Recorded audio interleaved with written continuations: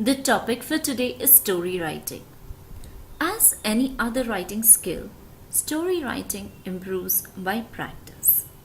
Yes, you have to practice to develop the requisite skills for story writing.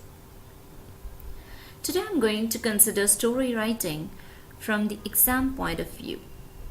In your middle school, you get an opening statement or ending which you have to further construct into a story. If the instructions says to write the story in 120 to 180 words, then do so and follow the word limit. Next would be to decide how you're going to write your story or tell your story, whether in first person or in third person. When you're initially writing a story, try to keep it simple. Suppose now you're writing a story in the exam, there's no need to use complex language. Keep it simple and clear. But please, don't keep writing the same word again and again.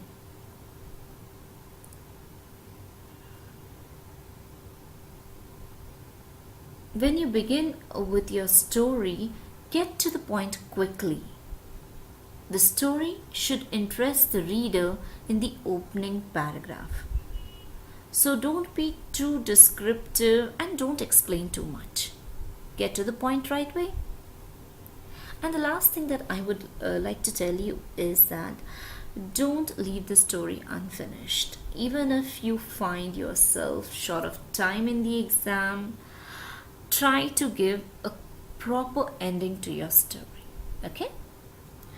Based on the opening line, construct something that happened to you or something narrated by someone like a ghost story or adventure. As in here you can see that the story starts with a situation where the protagonist, who is the protagonist who's a character in the story, is in trouble. So I was all alone at home and about to go to bed when I saw a scary shadow figure at my window.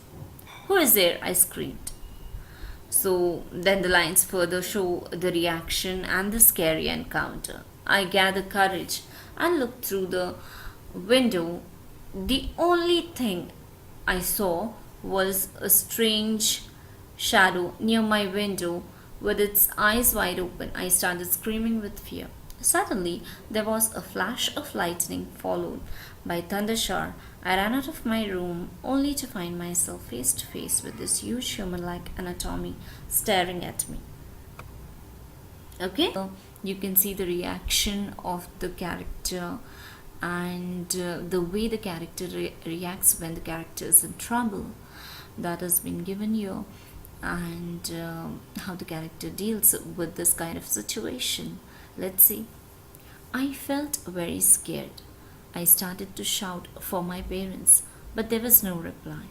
Then I remembered they were at a late night party. I ran to my parents' bedroom and hid in the closet beside the bed. I peeped out, but it was too dark to see anything. Then I heard footsteps. They were getting louder and louder. Soon the footsteps died off. It was difficult to breathe in the closet. I fainted.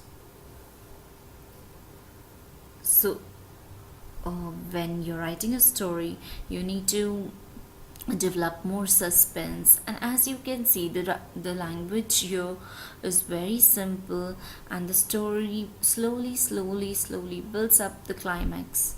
Okay, let's see further. Next morning, when I woke up, I was lying on my bed and was down with high fever. My parents discussed and analyzed each and every minute detail of the incident which I had experienced last night. I narrated the whole story to them. They were dumb-shocked and decided in future not to leave me alone at home during night. I never saw the ugly creature again. My parents' support helped me to recover from the shock.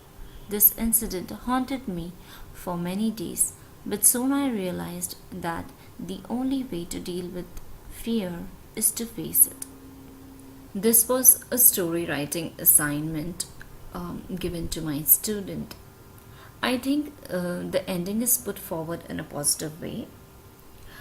If you feel the ending should be something else, why don't you decide an end point to the story and let me know in the comment section below. If you like my video, do share and subscribe to my channel Learn with Afreen. Thank you.